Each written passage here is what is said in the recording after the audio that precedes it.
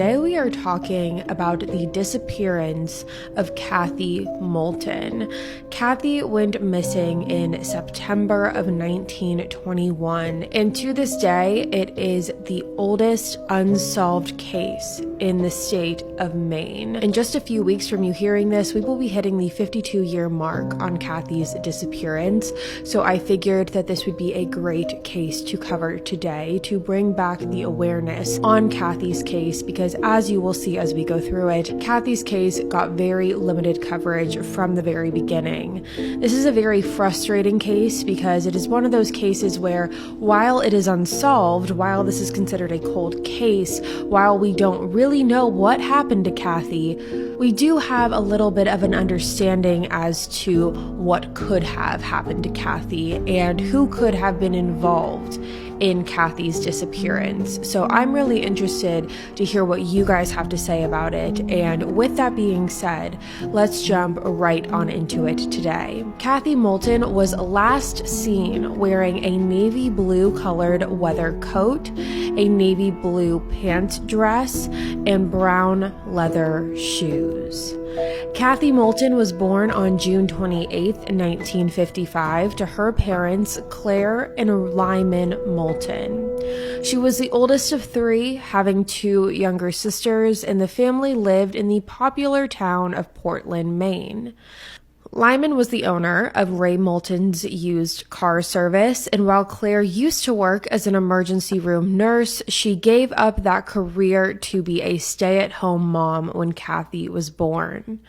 Kathy was described as a kind and reserved girl. She was definitely more introverted, and she had a few very close friends. However, she was liked by everyone. Kathy was said to be very easily trusting of others, and her mom said that Kathy had the mindset that if you were nice to other people, that they were going to be kind to you in return. Very much the treat others how you would like to be treated mindset. Some of Kathy's hobbies included poetry, music, dancing, fashion, and clothing. She was incredibly creative, and she also worked as a babysitter in her spare time and was also known to help out some of the elderly in her neighborhood, whether they were sick or whenever they needed assistance. Kathy was always the first to volunteer and go check on them or see if she could bring them anything. That was the type of girl that she was. At the time of her disappearance, Kathy was a junior at Deering High School, which is located just right down the street from where she lived. And as Kathy got older and started entering her high school, teenage years, she definitely started to crave that sense of independence that a lot of teenagers also feel. Kathy wanted to be taken a little bit more seriously. She felt like if she acted older and more mature, that she would be seen as more cool. And that is when the rebellion side of her definitely kicked in. And it wasn't anything that was out of the ordinary or anything that was so extreme or that was unusual for any other teenager who had also gone through this phase. It wasn't anything radical. It was just one of those phases of life. She started keeping some secrets from her parents. Like I said, she started smoking. Her parents didn't know about that. But more than that, Kathy had a boyfriend that her parents did not know about. Kathy, who was 16 years old at the time, had a 22-year-old boyfriend named Lester Everett. Now, I think that most people can agree that no parent of a 16-year-old daughter would want them to be dating a 22-year-old, and Lester was no exception, and Kathy knew that, which is why she kept it from her parents. Lester was definitely known to be a troublemaker. He rarely got in trouble when it came to the law, but it was just the average bad boy type of vibe. It was believed that Lester and Kathy met at one of Kathy's favorite coffee shops called The Gate. From the second that Lester and Kathy met, Kathy was head over heels for Lester. She had this older guy who had this bad boy vibe about him, and she saw hard eyes from the second she saw Lester. It's unclear what Lester's view of this relationship, for lack of a better word, was, whether he was taking it seriously or not. Again, she was 16 years old. He's 22. Something is wrong from the very beginning there. However, when it came to Kathy's point of view, Kathy was smitten. with Lester. Now, in the summer of 1971, the year that Kathy went missing, just several months before, Kathy's father Lyman took off work and led the whole family on an 81-day cross-country trip throughout the U.S. and Mexico. And this was the first time that Kathy had ever really gotten to travel and travel outside of the country as well. The trip had crossed over with Kathy's birthday, so all the family was together, they were celebrating, and Kathy had an amazing time on this vacation. Her parents had actually purchased her a small leather tote that she was so excited about. She wore it everywhere, and Kathy was just very, very happy, and this was a great time for the family. However, unfortunately, this would be the last trip that they would ever take as a family of 5. This brings us to September 24th of 1971, and September 24th, 1971 was a Friday, and it started out like any normal day. Kathy woke up, she went to school, she came home, and when she got home, she asked her dad Lyman if he could take her into town so she could go shopping. Later that night, on September 24th, Kathy had plans to go to the local YMCA dance with some of her friends, and she was so excited about it. She wanted to go shopping to grab a couple little last things that she needed for her outfit and asked her dad if he could give her a ride and drop her off into town. Before leaving, Kathy went up to her mom and asked for some money that she could take into town. Kathy's mom, Claire, gave her the money, as well as asked Kathy that when she was out shopping to stop and grab 2 tubes of toothpaste. So she gives her the money, asks for the toothpaste, and Kathy and Lyman are on their way for Lyman to drop Kathy off. Kathy ended up getting dropped off at approximately 1:15 p.m. in front of the New England Telephone and Telegraph office located in between Cumberland Avenue and Forest Avenue. Carly spent the next few hours grabbing what she needed for the dance, which included thread, pantyhose, as well as those tubes of toothpaste that her mom asked for. At approximately 5:30 p.m., Kathy met up with one of her friends named Carol Starbird. Carol was working at a music store called Starbird Music, and the two of them talked for some time before Kathy told Carol that she needed to go home, needed to shower, and get ready. Kathy also told Carol that it was going to take her longer than usual to get home because Kathy had spent the money that was supposed to be used on her bus pass on her shopping trip. So now Kathy had no money for a bus pass, which meant that she would have to walk the 2 miles to get back home. Kathy said goodbye to Carol, and the two planned on seeing each other that night at the dance. They said their goodbyes, and Kathy was on her way. However, she never made it home. The Moultons' night went on as normal as it could until it didn't. Lyman was watching the evening news and Claire was busy preparing dinner, and as time passed and Kathy wasn't coming home like planned, Claire began to get incredibly worried. The Moultons had a family rule where if any of the 3 girls were not making it home that night for dinner, that they always had to call and let their parents know of the change of plans. This was something that all 3 of the girls always did and were very responsible about. However, this time, Kathy never called. So approximately around 6:30 p.m., Claire called the police. She wasted no time. She called the police and tried to file a missing persons report. However, according to Claire, she said that when she called to file, the police pretty much laughed at her. They told Claire that she had to wait at least 72 hours to file a missing persons report, and they went on this whole speech about how teenagers miss curfew all the time, and I'm sure she'll show up. She probably just lost track of time, blah, blah, blah. But Claire and Lyman knew their daughter. They knew Kathy, and they knew that she wouldn't forget to call. Claire began calling all of Kathy's friends to see if anyone knew where she was, however, no one did. At this point, Lyman drove downtown to the same spot where he dropped Kathy off several hours prior and started driving around seeing if he could spot Kathy. However, again, there was no luck. It was straight from downtown where Lyman drove over to the Portland police station himself, and for a lack of a better term, he pretty much raised hell and told them that they needed to file a report and start an investigation to look for Kathy. He explained that Kathy was an extremely responsible girl who would never just not call home. She also didn't have any money. She didn't even have enough money to pay for a bus ticket home. So the idea that she would just run away from home was ridiculous, especially because she was so excited about this dance that she had later that night. Even when she saw Carol at the music store, Carol even said that all Kathy could talk about was this dance. She was so excited, and she was planning on attending that night. So Claire and Lyman knew that their daughter would just not voluntarily up and decide to miss this dance. But still, the officers dismissed the concerns of Claire and Lyman and told them to go home. And not only that, they told them not to come back for a few weeks. Weeks, not just days, weeks. They said that if you don't see or hear from her for a few weeks, then come back and we'll file the report. So Lyman went home that night. Him and Claire waited up all night to see if Kathy would come home, and she didn't. And this is when Lyman and Claire, they weren't taking no for an answer anymore. And good for them, quite honestly, because that next morning, Lyman got back in his car, drove over to the police station, and at this point, it was pretty evident to the officers that Lyman was not going to take no for an answer, so they agreed to file the report. However, they still refused to investigate or just search for Kathy at all.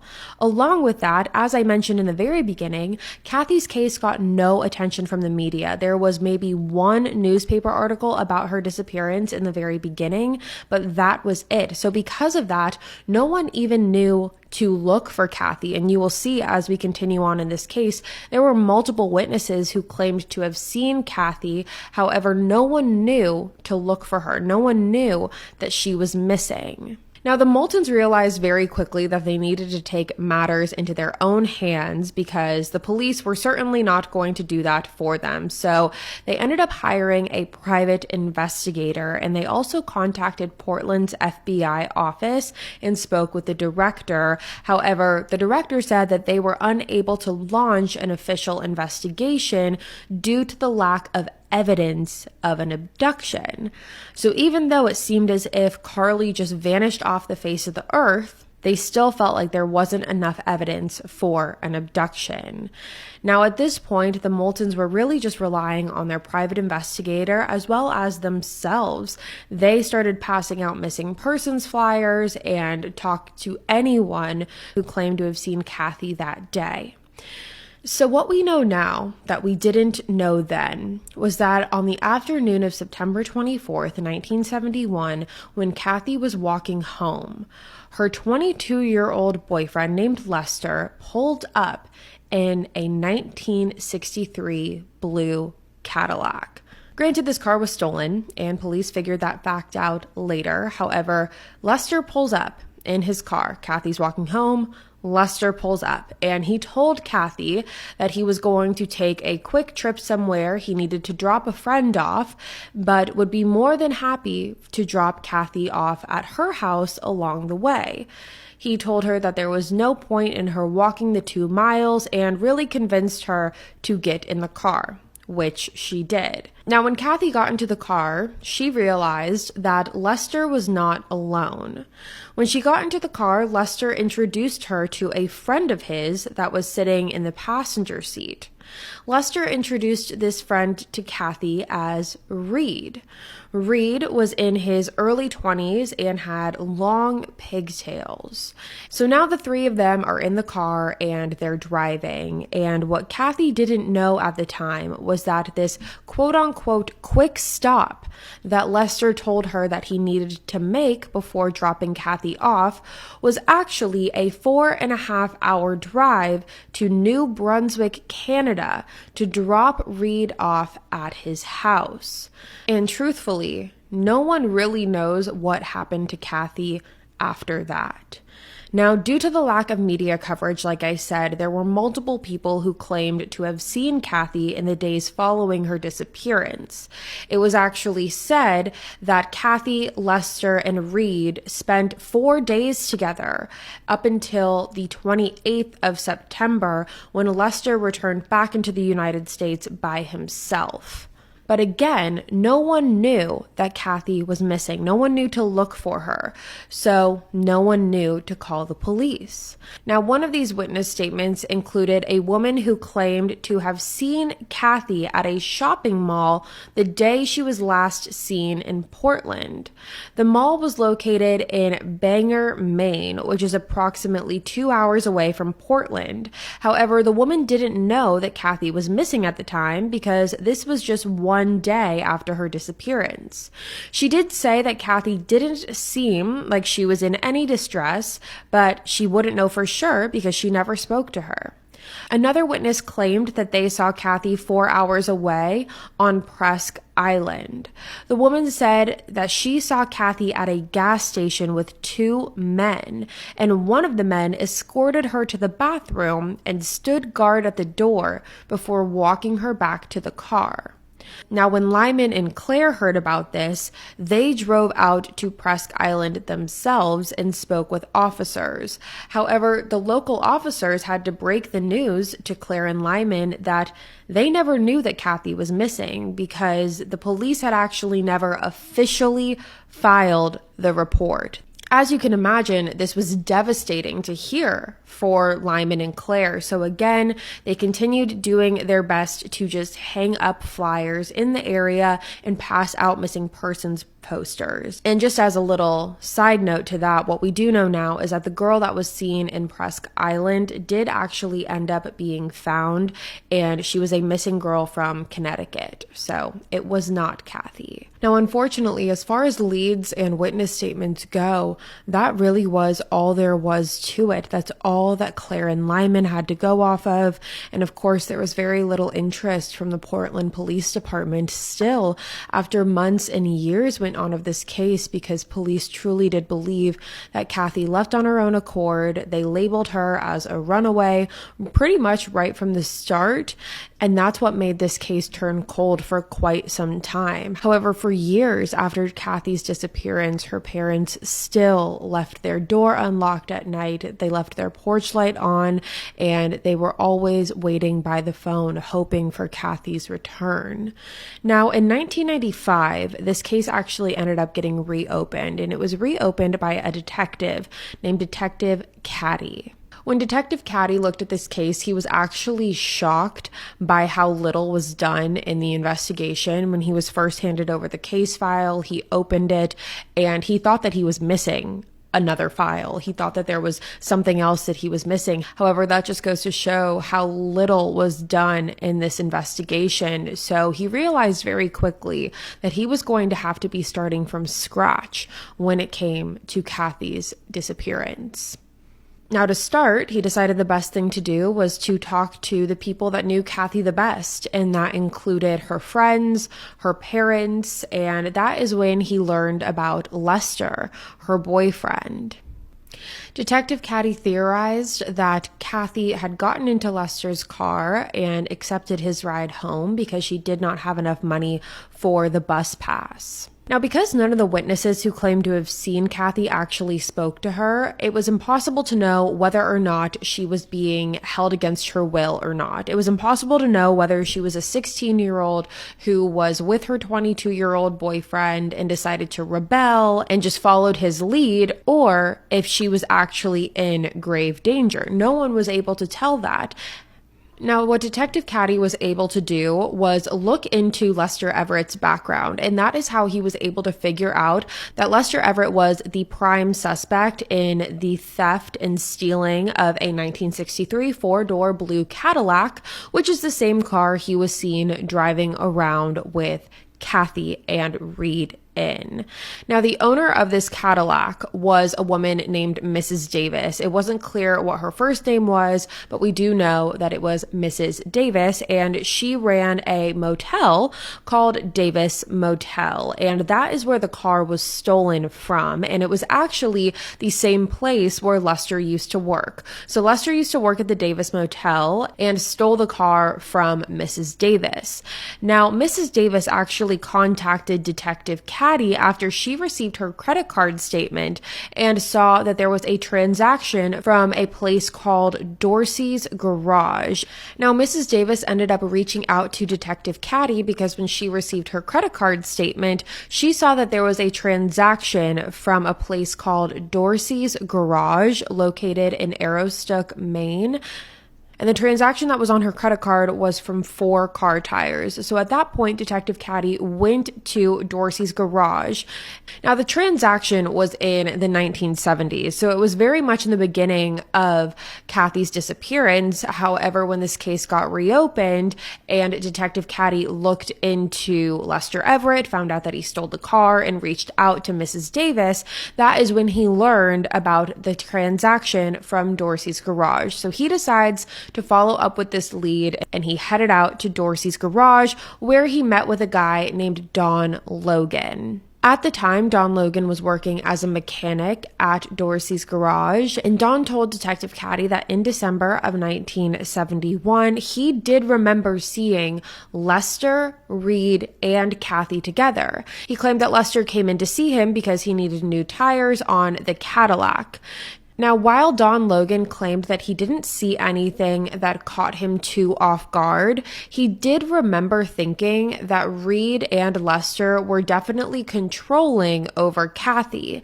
He remembered that the entire time that the three of them were waiting for the tires, Reed kept his hand on the back of Kathy's neck throughout the entire duration of the appointment. He also claimed that when Kathy said that she needed to go to the bathroom, that Reed escorted her to and from the bathroom while still maintaining his hand on her neck. Now, Don said that the only reason that he even remembered the three of them to begin with was because a week after Lester was in the shop, a different detective had approached him about the stolen Cadillac. So that's really the only reason he ever remembered the three of them, was because of the stolen car. So again, that was just in the few days following Kathy's disappearance. Now, after they got the tires fixed, Lester, Reed, and Kathy made their way to the Canadian border and arrived at the Tobic First Nation reservation in New Brunswick, Canada, which was where Reed lived with his family. Now, when Detective Caddy spoke to members of the reservation, they said that they did remember seeing Lester and Kathy. They said that Kathy spent a lot of time crying and said that she wanted to go back to Portland, and that she spent most of her time hiding out in the Cadillac because that was their only form of shelter. Now, the members also told Detective Reed that after spending some time on the reservation, Lester dropped Kathy off to stay with Reed, and he returned back to the United States. Lester told other members of the reservation that he was going to leave Kathy with Reed because he figured that she would like to be in a house rather than living out of the car. So that was kind of his justification behind it. However, what police theorized is that Lester did not want to bring Kathy back into the United States because he would have been arrested for kidnapping. So two very different perspectives there. But what we do know is that Lester did drop Kathy off with Reed. Now, instead of returning back to Maine, Lester drove all the way down to Florida, where he lived for the next 3 years before returning to Portland, Maine. Now, when he got back to Portland, he attempted to reach out to Kathy and get in touch with her. However, he was shocked when he learned that Kathy never came back from the reservation. Now, Lester apparently was in such disbelief that Kathy never came home that he enlisted a friend, and the two of them drove up to Canada to the reservation to Reed's house to see if Kathy was still there. But when he confronted Reed about Kathy, Reed and his brothers beat Lester severely and stole his jacket and leather boots, telling him never to return to the First Nation reservation. Now, for all things considered, the police, detectives, family, friends, most people actually believe Lester. They do believe that he truly had no idea what happened to Kathy after he dropped her off with Reed. Now, again, they believe that he dropped her off just to basically cover his tracks and cover his bases, because he knew if he went back into the United States that he was most likely going to be caught and charged with kidnapping charges if he was with Kathy.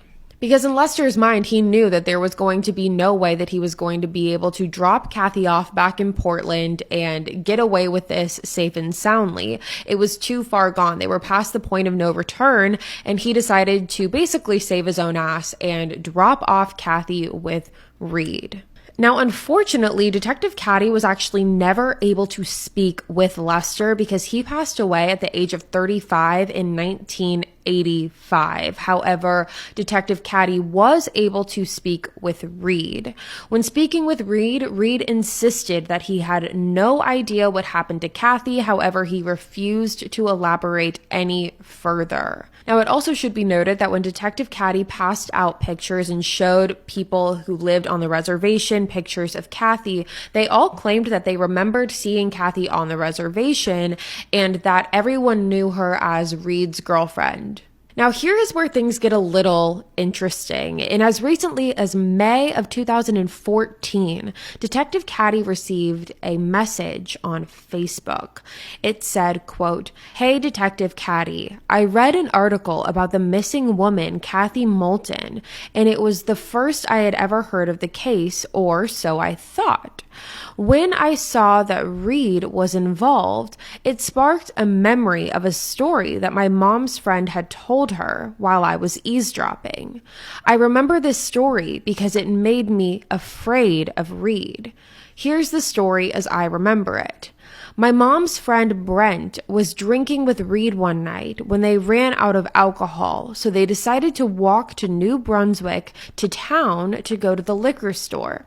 On their way back, they stopped at a plot along a walking trail, which Reed claimed was owned by his uncle. Apparently, they sat there and drank for a while Reed started talking about a girl that he had met over in Maine. He then pointed to an area not far from where they were sitting and told Brent that that's where they buried her. I really hope this little bit of information can be of some help, although the only person who can confirm that this happened is deceased." End quote. Then 1 year later in 2015, Detective Caddy actually spoke with a tribal elder of the reservation who said that in the late fall of 1971, she claimed that she saw Reed dragging a woman into the woods. Apparently, the woman he was dragging was crying and attempting to fight Reed off. However, Reed continued to carry her into the woods. Now, there have been multiple searches of that wooded area. However, nothing was ever discovered. Now, weirdly enough, there was a family who actually lived near that same wooded area, and they claimed that they experienced multiple paranormal activities inside of their home. But more than that, they claimed that one day their dog had actually brought them a human skull that they claim seemed to be bigger than a child's skull, but not as big as an adult. And remember, Kathy went missing when she was 16 years old. However, that skull was never identified. Now, just to intensify things, several years later, Reed was actually arrested for a completely different murder. However, he was never charged. This was for the murder of Judy Campbell. Judy was murdered after leaving a bar in Cambridge, Massachusetts on February 27th of 1978. She was stabbed multiple times and left outside an emergency room. Now, Reed was questioned and arrested for this murder. However, he was never were charged. Now, just to make things even weirder, in 1983, there was actually a man who was hunting in the woods of Smyrna, Maine. Smyrna is about a 3.5-hour drive away from Portland, and this man claims that while he was hunting in the woods, he came across skeletal remains. He said that the remains themselves were surrounded by female clothing, and weirdly enough, right next to these remains and these clothes, there was a triangular formation of maple syrup bottles. And right next to the maple syrup, there was a very old stove. So you had remains, clothing, syrup, stove. Very strange. And this man says that he was convinced that the remains that he found were from a female because there was actually a bra located on the rib cage of the remains. So basically, this man sees this and he runs out. He runs out of the woods and he contacts police, tells them what he had discovered. And police, as well as this man, all conduct a search and go back into these woods. However, this time, the remains are not there. They actually searched for a day and a half for these remains and could not find them. Now, whether that's because they just couldn't remember where he saw them or it's because someone got rid of them, we don't know. However, it is a little odd to think that they're searching for a day and a half and they were not able to find them. It does more so lean towards, could someone have potentially removed them? And I know it's going to be frustrating when I say this, and I don't even want to say this, but sadly, this is really all the information that we have on the Kathy Moulton case.